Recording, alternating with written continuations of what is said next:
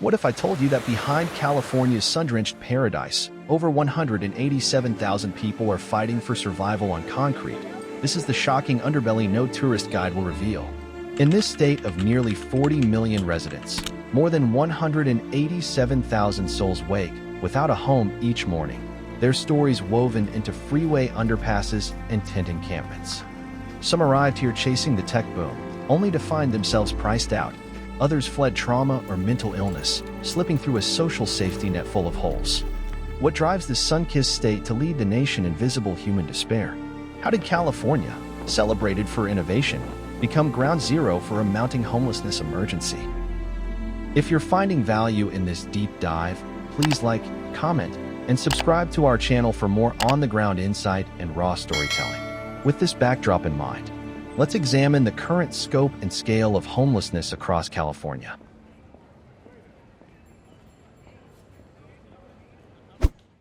Current situation. California now accounts for nearly 28% of all homeless individuals nationwide, a figure that has crept upward even as state and local agencies pour tens of billions into shelters and prevention. In Los Angeles County alone, a staggering 75,000 people call the streets, parks, and beach parking lots home, more than the entire populations of some small cities. Downtown shelters struggle to keep pace with nightly arrivals, and sweeps of encampments have become routine, displacing residents from one sidewalk to the next.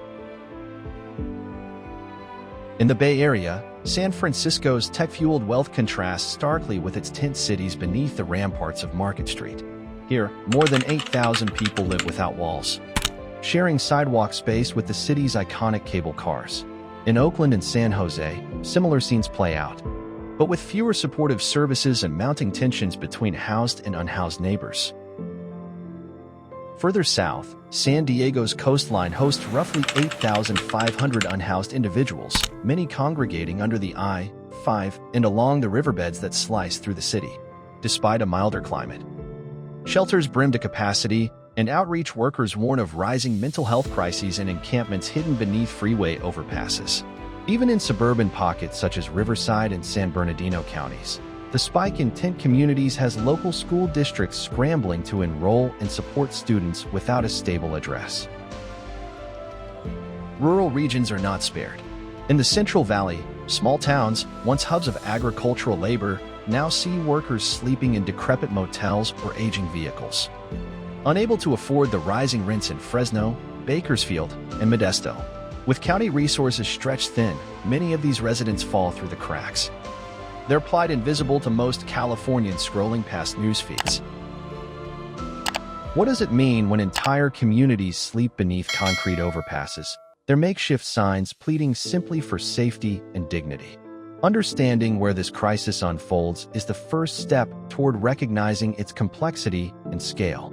Having charted where the crisis is unfolding, it's time to look deeper at what drives it.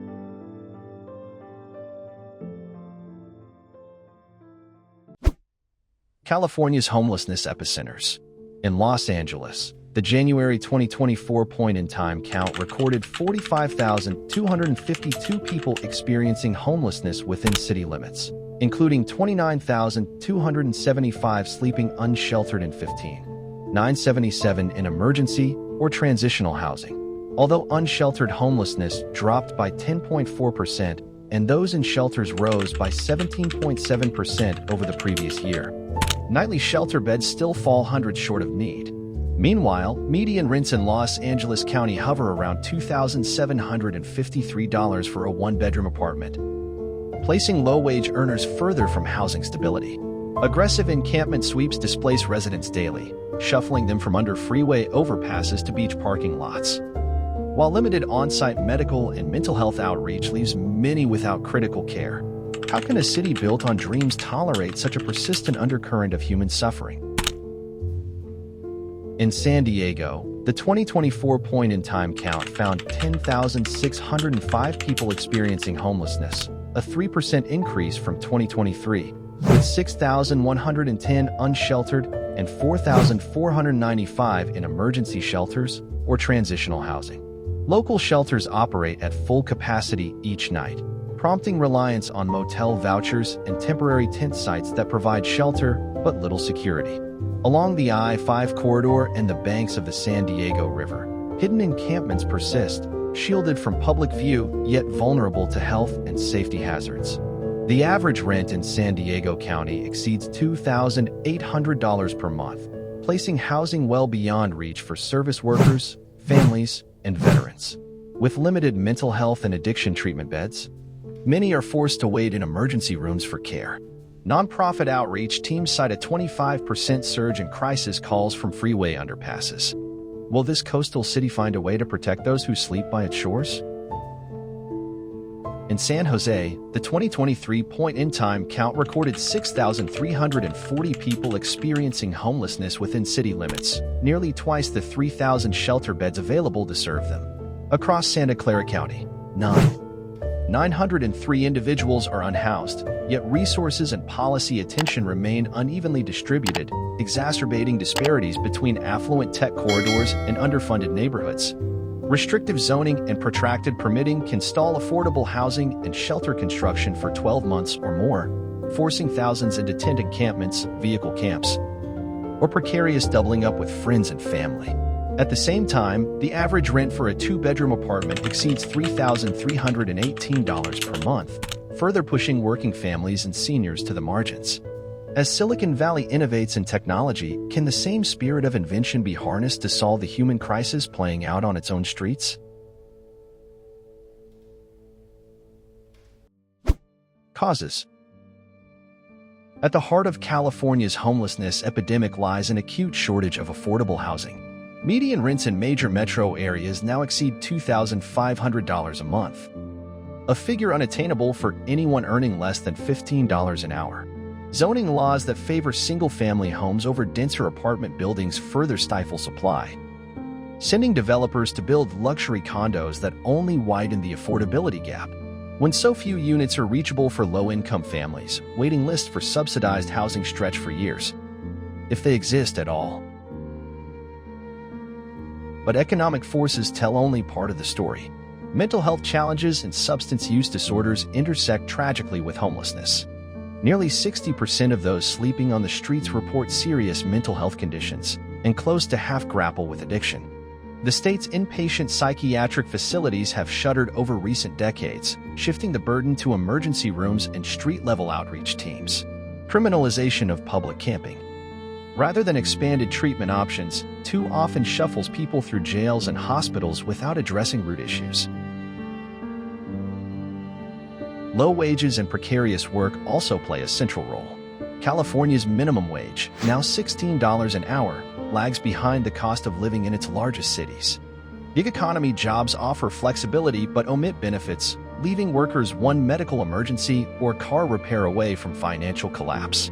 When rent hikes arrive, these underemployed Californians are pushed onto the streets despite holding down full-time jobs. How do you rebuild stability when your paycheck can't cover rent, food, and a basic medical visit? Family breakdowns and personal crises round out the picture. Divorce, domestic violence, and a sudden job loss can tip people into homelessness overnight.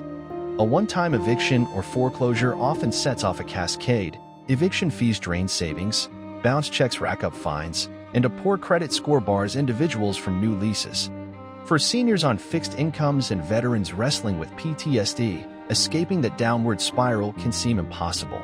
How can we break the cycle before it becomes the only reality for thousands more? Understanding these root causes sets the stage for exploring existing support systems and potential solutions.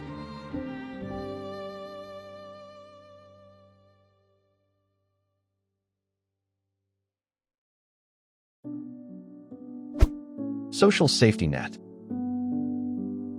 California's social safety net spans a vast array of programs, state-run, county-led, and nonprofit-driven, each intended to catch residents teetering on the edge of street life. CalWORK's Homeless Assistance now serves approximately 45,000 families annually, offering up to 16 days of interim shelter or a one-time security deposit grant of up to $1,000. Medi-Cal's Cal-AM community supports reached over 25,000 participants in 2024, providing rental navigation services, security deposit loans averaging $1,200 per household, and tenancy-sustaining case management for individuals with severe behavioral health conditions. Since its inception in 2021, the Homeless Housing, Assistance and Prevention (HHAP) program has funneled more than $1.8 billion to California's 58 continuums of care. That funding supports over 200 outreach teams statewide, nearly 150 drop-in centers, and emergency motel vouchers that housed more than 12,000 people last year. At the county level, Los Angeles alone distributed over 30,000 rapid rehousing vouchers, while San Diego County reported a 22% decrease in unsheltered homelessness among families after HHAP investments. Faith-based organizations and grassroots nonprofits amplify these efforts. In 2024, Salvation Army shelters provided over 100,000 bed nights in the Bay Area, and tiny home villages operated by the East Oakland Collective served 180 residents. Mobile medical clinics logged 8,500 patient encounters across Southern California encampments, and pet-friendly pop-up shelters ensured more than 2,300 pets stayed with their owners rather than entering municipal kennels. Yet gaps remain. What happens when someone leaves an encampment with a voucher but finds no apartment available? With these social supports mapped out, let's examine how government initiatives aim to tackle the crisis directly. Government initiatives. Over the last decade, California has launched a suite of ambitious policies aimed at blunting the rapid rise in homelessness. Under the Homeless Housing, Assistance and Prevention (HHAP) program alone, state lawmakers have allocated more than $1.75 billion since 2019, underwriting over 10,000 interim motel rooms and more than 500 tiny home units in counties from Sacramento to San Diego. These temporary shelters have provided immediate relief for roughly 35,000 individuals, cutting outreach response times by an average of 40%. In 2023, the state expanded its emergency housing voucher program, adding 20,000 new federally backed vouchers, bringing the total to nearly 50,000 statewide. Yet even with subsidies covering up to 80% of monthly rent, only 65% of voucher holders have successfully leased units, stymied by vacancy rates below 3% in high-demand markets like Los Angeles and the Bay Area. The introduction of Care Court in early 2024 marked a novel judicial approach. Judges can now mandate mental health treatment and housing support for severely ill individuals who refuse voluntary care. To date, more than 1,200 cases have been referred. But civil liberties advocates raise concerns that only 55% complete treatment plans, suggesting gaps in enforcement and wraparound services. Coordination happens through 58 continuums of care, regional task forces that pool city, county, and nonprofit resources. In Los Angeles County alone, this network manages over 17,000 shelter beds and tracks outcomes for more than 30,000 people annually. Yet critics argue that without unified data systems, these efforts can feel fragmented, a patchwork of good intentions rather than a cohesive strategy. This travel documentary, style tapestry of programs showcases both California's resolve and its stumbling blocks. With government initiatives mapped out and their limitations exposed, it's time to explore bold proposals that can bridge these gaps.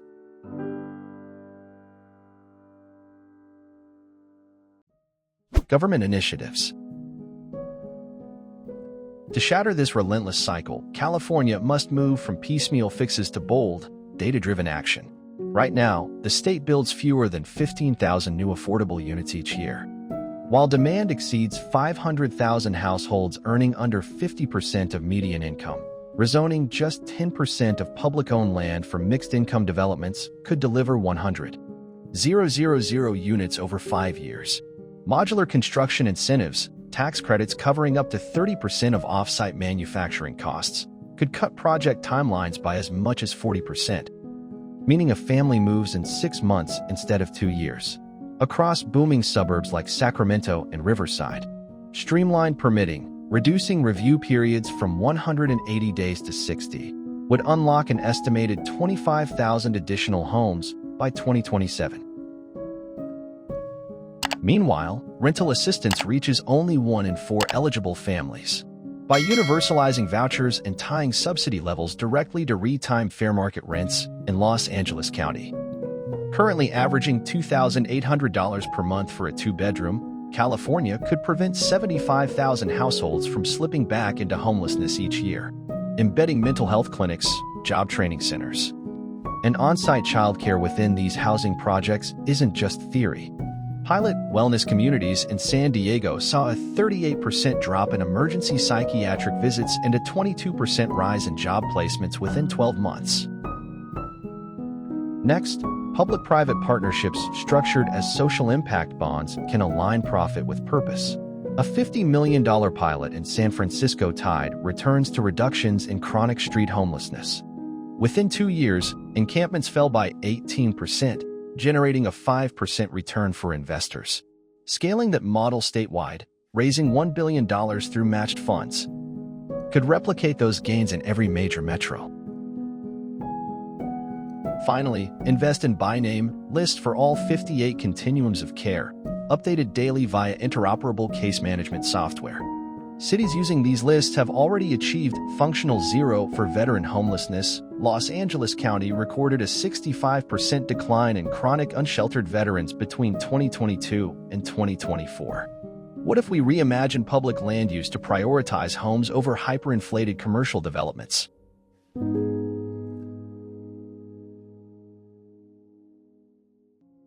Conclusion. California's homelessness crisis is neither inevitable nor intractable.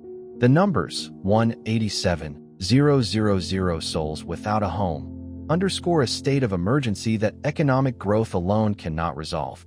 We've seen how housing shortages, mental health gaps, and unstable incomes converge to drive people into the streets. We've mapped a social safety net diverse in intent, but uneven in reach. And we've surveyed government initiatives that, while ambitious, must evolve to match a crisis of this scale. The proposals laid out here, zoning reform, integrated service hubs, performance-based public-private investment, and robust data coordination, offer more than Band-Aid fixes. They point toward a future where functional zero isn't a slogan but a lived reality. Change demands political will, community commitment, and the courage to view affected individuals not as statistics but as neighbors deserving of safe, stable homes. Let's build that future together, one policy, one project, and one person at a time.